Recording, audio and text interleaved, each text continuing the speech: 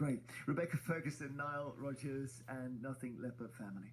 Arrogant attitudes towards women have left them traumatised, intimidated and confused, according to a highly critical independent review of 3 medical treatments that caused enormous suffering. I wonder if you've had any experience of these 3 that they mentioned. Baroness Julia Cumberledge looked at what happened when women raised safety concerns about, firstly, Promodos, a hormonal pregnancy test, and then also the epilepsy drug sodium Valproate, which are both thought to have caused birth defects. And then there was perhaps the most notorious one, known as vaginal mesh, the surgical pelvic mesh implants. Hearing from over 700 victims who were subjected to these treatments over 6 decades, the review concluded that arrogant attitudes meant complaints of birth defects, chronic pain and disability were dismissed as mere women's problems. The report demands the government makes an immediate apology for the harm suffered. Daniel Mason's mother took the drug Promodos just to see if she was pregnant back in 1970. The most obvious aspect are the arms, which on my right arm, it ends just where the wrist would be, and on my left I've got an elbow and that's it, and a little protrusion there.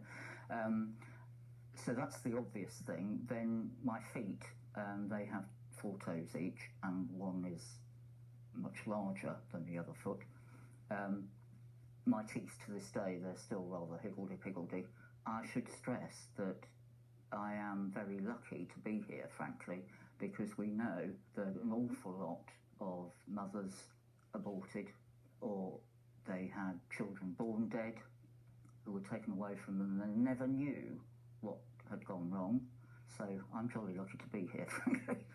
So this report, known as the Cumberledge Report, is basically about people not listening to female patients who complain about pain or whatever, and it recommends an overhaul of the MHRA, which is the Medicines and Healthcare Products Regulating Agency, as well as redress for the victims and an independent patient safety commissioner. Promodos was withdrawn in 1978, but pelvic mesh implants are still in use despite massive controversy over them, and we're going to speak to our health correspondent in just a moment, but we'd love your thoughts. vine@bbc.co.uk.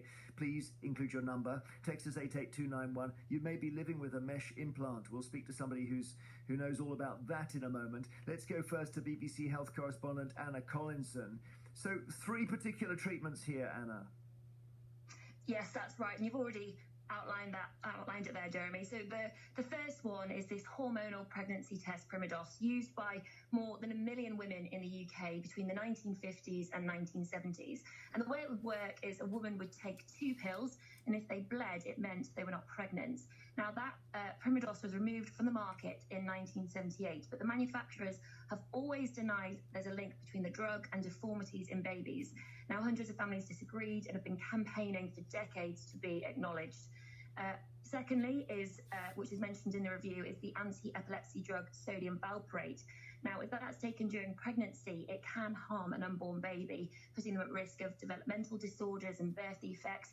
And yet 17,000 women of childbearing age are being prescribed that drug each year in the UK. They should all be on what's called a pregnancy prevention programme to ensure they're aware of the risks, but campaigners claim that often isn't happening.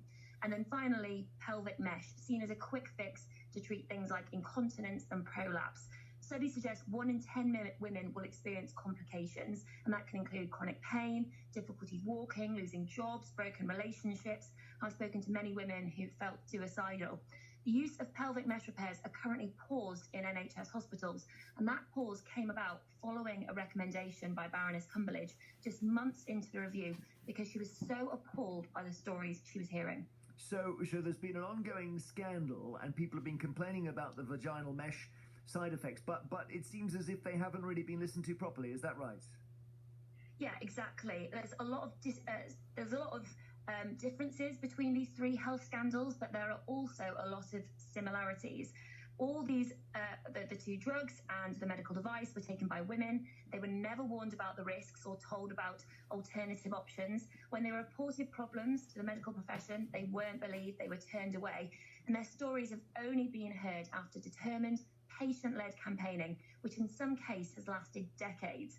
Now, Baroness Cumberledge has said She's never encountered such suffering by so many families as she has on this review, and that it was avoidable and caused by failings in the healthcare system.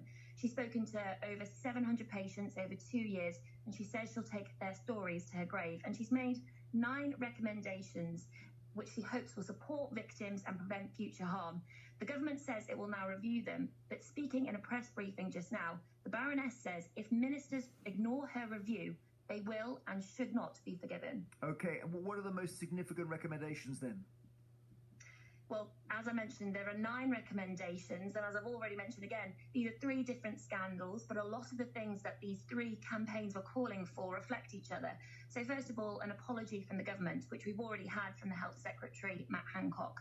Secondly, financial support, either for women who are unable to walk or work because of their mesh injuries, or for parents of sodium valproate and Promodos who are concerned about who will look after their children when they no longer can.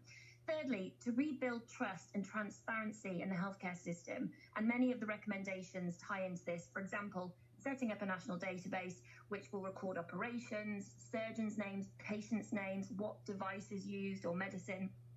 The review team says the most important recommendation, though, is the introduction of a patient's safety commissioner.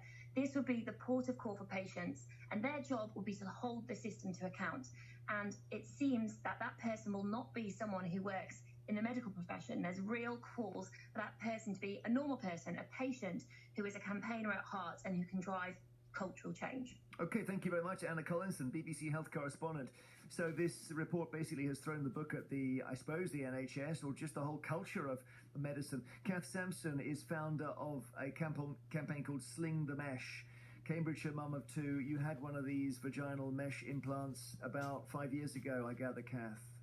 I did, yes, and looking back, hindsight is a marvellous thing, isn't it? It was only mild urinary incontinence when I was boxing or dancing and jumping around at gigs, and actually I should never have been put for surgery. I should have just had physiotherapy, because 80% of women can be eased or completely fixed from that treatment.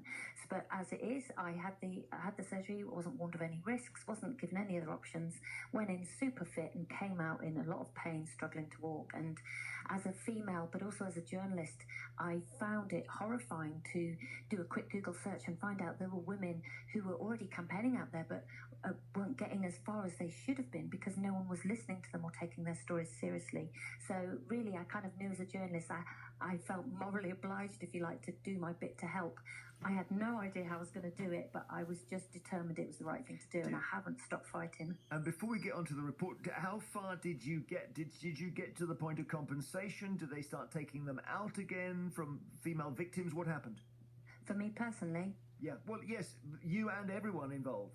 Okay, so generally speaking, my story is typical for every woman, really. You go back to your implanting surgeon, they deny that the pain you're in has anything to do with the mesh implant, and they tried to send you down a different healthcare route. So mine was blamed on a bad back, which I'd never had before. You know, the week before I was highboard diving and doing a 20-mile mountain bike ride.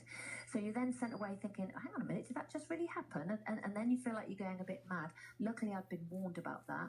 But for a lot of women who aren't warned, you then go back to your GP going, well, I'm still in pain. So you have lots of tests and people go around in circles. Luckily, at that point, I knew what was going on. And I began doing my research and starting to set up my campaign literally 3 weeks after surgery. So, I kind of knew a bit more than perhaps others. But generally speaking, women are in the dark, they're being ignored, they're suffering pain. And then if they do finally manage to, for example, find my page, they try and get a mesh removal. Now, 5 years ago, my waiting list for a mesh removal was 7 months. Now it's 2 years is fairly standard, and with coronavirus, that wait could be up to as much as 3 years just to try and get some help and support that you need. And that's if you're lucky to get a referral anyway. And then in the meantime, you're suffering. 7 in 10 in the group have lost their sex lives. 8 out of 10 struggle to walk. 1 in 20 have suicidal thoughts or have even attempted suicide because of the gravity of the pain. And all the time feeling like you're not being listened to. Terrible. And this report suggests that it's something about the way that the health service engages with women in particular, that they tend to have their problems written off as it's all in the mind.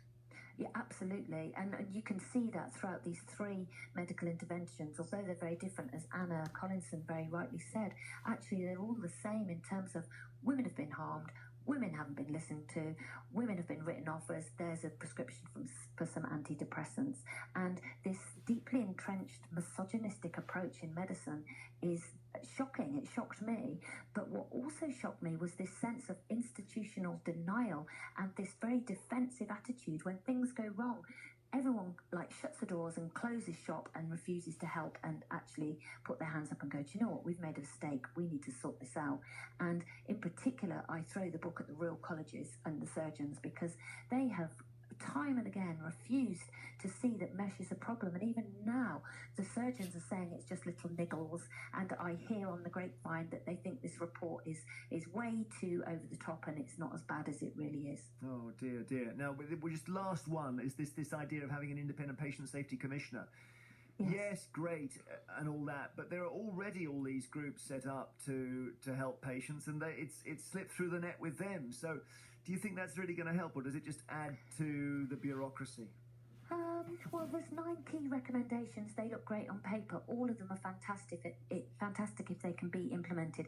So I think key is getting the right people in the right positions and with the right pressure from MPs to push it forward. In particular, it's really important that we get this registry set up so that doctors have to report what financial links they have to industry, and that will be huge, because for the first time you can see which doctor has taken which money to perhaps push one particular treatment, or has their voice been biased or conflicted in any way when they're writing research papers. That's really going to help the patient safety arena. But you're absolutely right, the key now is in implementation. Thank you very much, Kath. All the best to you. Thank you so much. Cheers. Kath Samson, who's founded the Sling the Mesh campaign.